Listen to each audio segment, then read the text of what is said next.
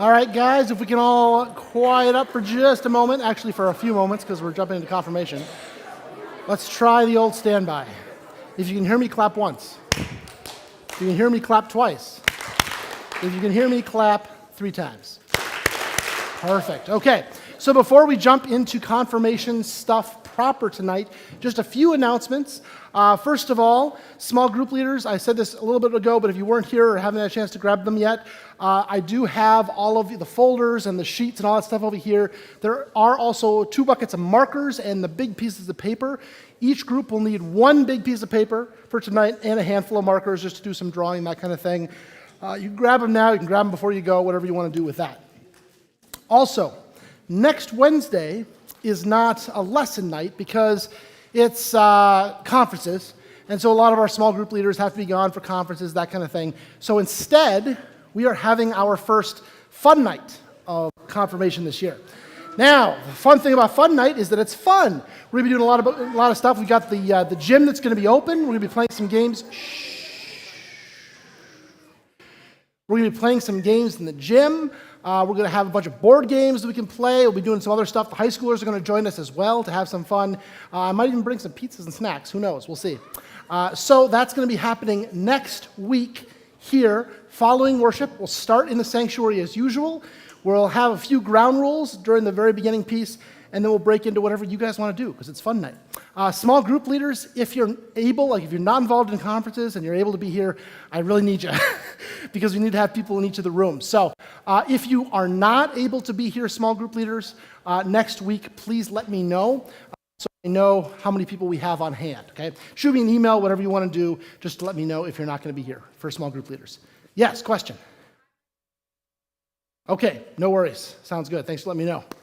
Okay, I think that's my announcements for tonight, and we are at 7:15, so hello, people that are joining us online from Black Duck and other places. Glad to have you with us. We're going to jump into our lesson tonight with a little bit of review. So, really tough question to start off with. What's this? A Bible. Excellent. How many testaments are in this thing? How many testaments? Thank you. Yes, there are 2 testaments. And what are those 2 testaments called? Ava? Old Testament and the New Testament, absolutely. And which one of those are we mostly studying this year? Is it the New Testament? Which one is it? Shout it out. Old Testament. Yes, we are studying the Old Testament, which begins with what book of the Bible? Shout it out. Give it to me. Give it to me. Genesis, yes. And what does Genesis mean? The beginning, absolutely. Good. I'm glad you guys are paying attention to this. Wait a second. Why is my, there we go. A little delay on my control here. Okay, so who can tell me, and we're going to raise hands for this one. Who can tell me what story in Genesis we talked about last time? Raise your hand if you remember. In the back. Noah's Ark. Yes, we talked about Noah's Ark. And let's recap a little bit. What happens in Noah's Ark? Let's start at the beginning. What's going on at the beginning of the story of Noah's Ark? Well, the flood doesn't happen right away, does it? They'd be in a lot of trouble if that was the first thing that happened in the story. Trinity? A little louder. Yeah. People were hurting each other. They turned against God, and we have a word for that, right? What do we call that? Sin. Yes, people were sinning. They were doing all kinds of things that were terrible. And what did God think about that? He did not like it. He was very sad, right? Because he loves people and he's seeing all these people hurting each other. So what does God decide he's going to do? He's going to flood the earth. That's right. He is going to clean the slate. Have you guys ever played, now I know this is probably way too old for a lot of you kids, but have you guys ever played with an Etch-a-Sketch before? Okay, good. I'm not that old. So, with an Etch-a-Sketch, what happens when you turn it upside down and you shake it? It erases, right? You can start over, you can make all kinds of marks on there, and you can turn it over, flip it over, and start over. That's kind of what God's plan was here, right? Let's just wipe everything clean, and we'll start over fresh. Now, he wasn't going to start completely fresh. He had somebody in mind that he was going to keep over, right? Who was the guy that he was going to keep over? In the back. Yep. Noah, that's right. And was it just Noah by himself? Let's go over here, Ava. Yeah, his family too, right? Because one person on his own isn't going to do too well. Now, were Noah and his family alone in this big giant boat that God had Noah build? In the front. No, yes, good, I'm glad. Who was in the boat? You guys help me out. Who was in the boat with them? Animals, yes. 2 of every animal. That is a lot of animals.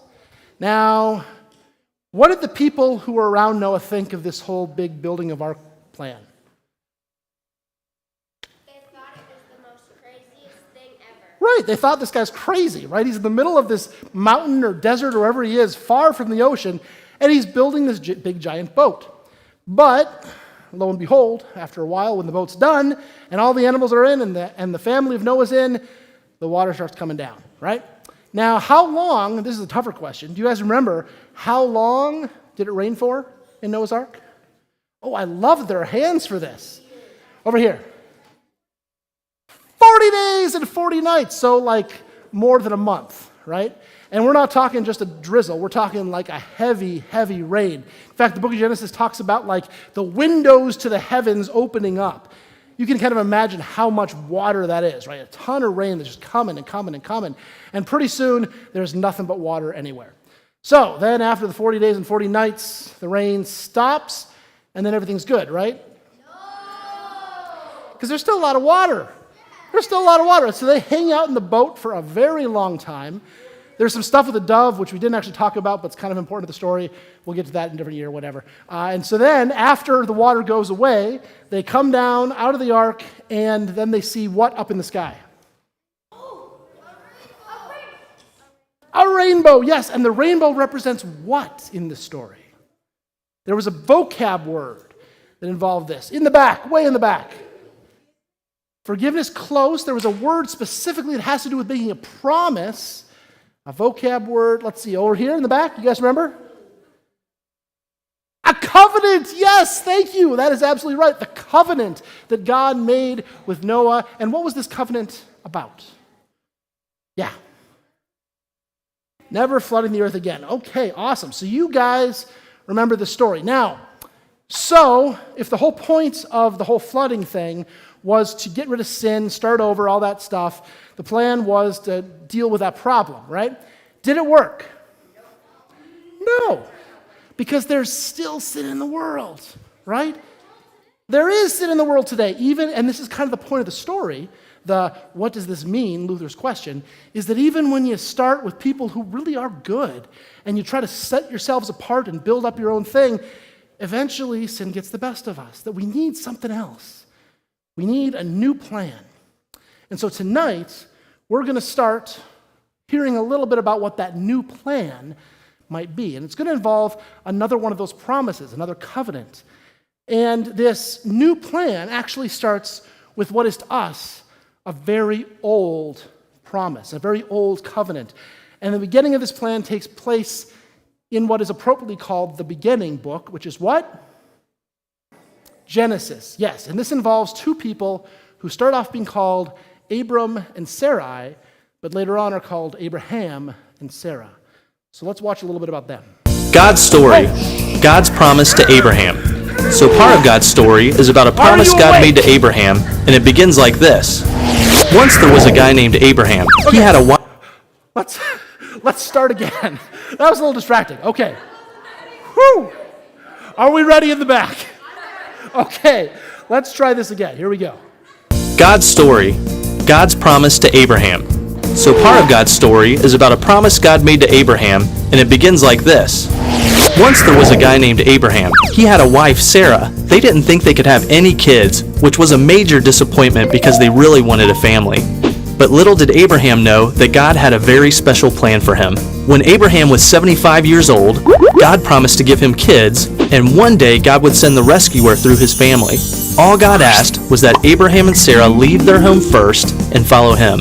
Now, they had a tough choice to make. Leave all their friends and trust God, or stay comfortable. This was not easy. See, Abraham really wanted kids, but was already pretty old. Sarah was getting up there too. Not to mention, she had never been able to get pregnant. So if Abraham and Sarah were going to leave their home and trust in God's promise, they had to believe that God would do something that seemed impossible. The good news is, they decided to trust that God would keep his promise. That's always the right choice. So Abraham and Sarah moved from their home to a land called Canaan. Right away, God reminded Abraham of his promise. He said, "I will make your children like the dust of the earth." Can specks of dust be counted? If they can, then your children can be counted. This was God's funny way of telling Abraham he would have a lot of kids, because nobody can count every piece of dust. Well, this promise seemed great, but after a while, Abraham and Sarah still had no kids, let alone as many as the pieces of dust. Now, they were really old. Sometimes God doesn't remind us of his promises because he wants us to learn to trust him. But God took Abraham outside at night and told him to look at the stars. He reminded Abraham that he would give him that many kids. So Abraham decided to keep believing God. He and Sarah waited again. After more years, he got impatient. This time, God told Abraham, by next year, Sarah will have a son. But by now, Abraham was 99 years old. He and Sarah had both given up on having kids and God's promise. In fact, when Abraham told Sarah what God said, she laughed. It's probably not a good idea to laugh at God's promises, but Sarah was tired of waiting and had stopped trusting. The great thing is, even if we think it's impossible, God really does keep his promises. And just like God promised, Sarah got pregnant the next year after Abraham's 100th birthday. When her son was born, she named him Isaac, which means laughter. Sarah said, "God has given laughter to me. Everybody who hears about this will laugh with me." And think about it.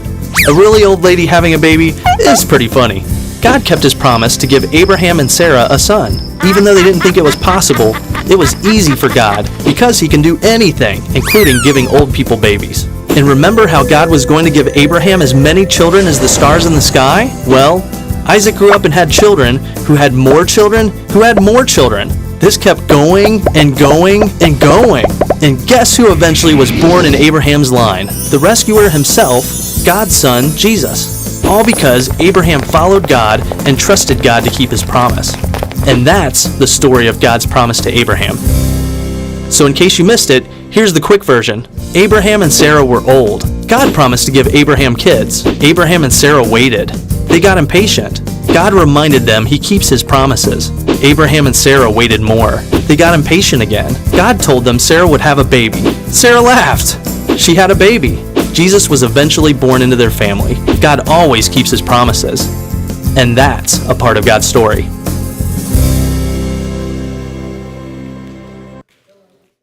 All right.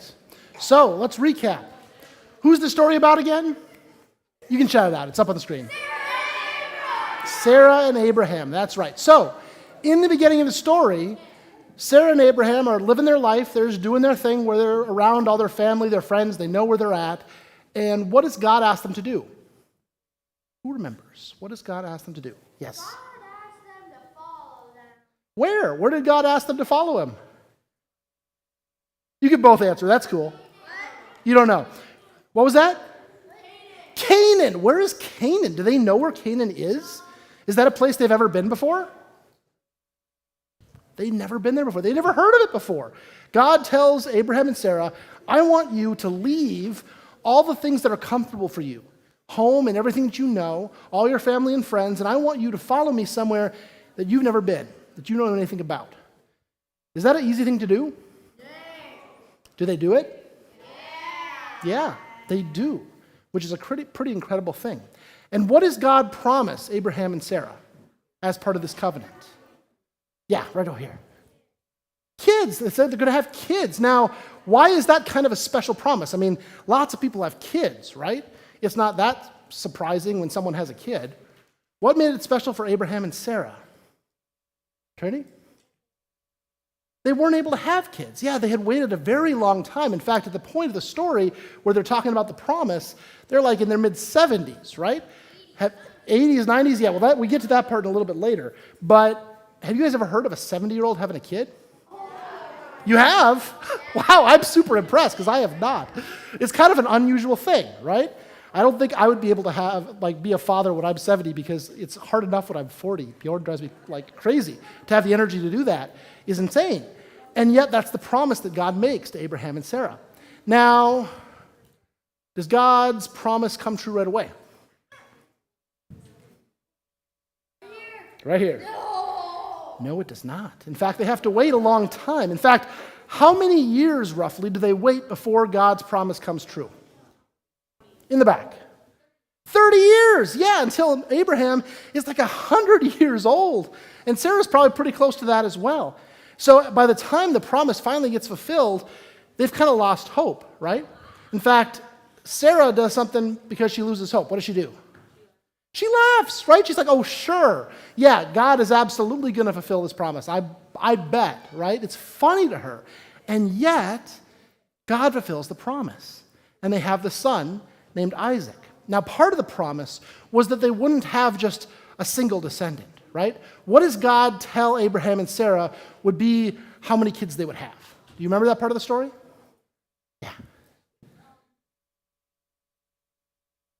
As many as like the grains of dust on the ground or up in the sky, as many as the stars in the sky. Now, for those of you who follow astronomy, that is a lot of kids. I mean, I think God was probably being symbolic there, but that's just like more kids than we can even think of and conceive of as part of this line of Abraham.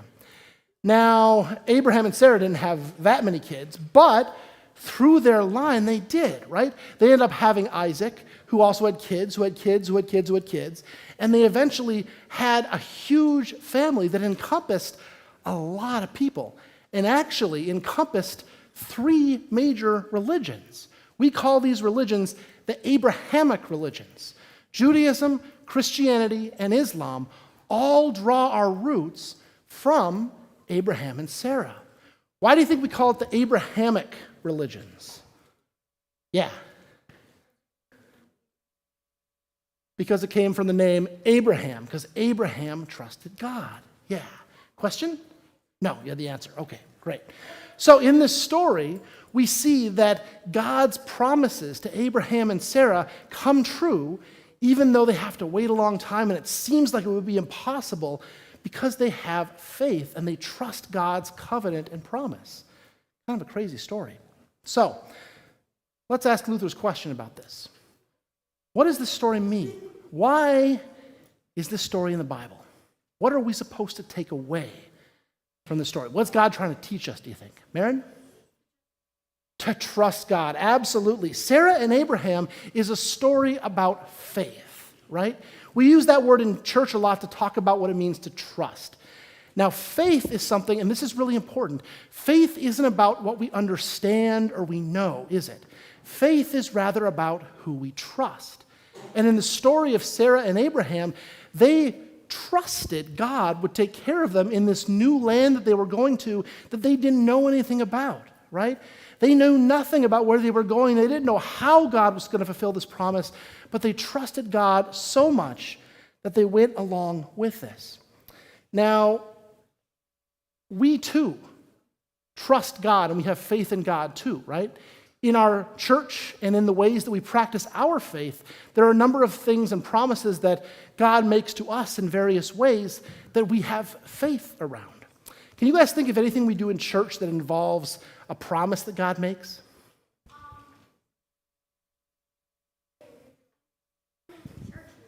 Coming to church in general and praying, we trust and we have faith that God will hear us. Communion, absolutely. What do we trust about God in communion? Yeah?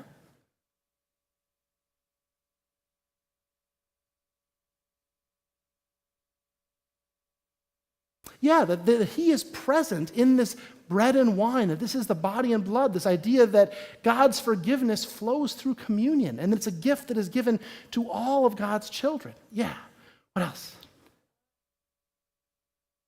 What was that?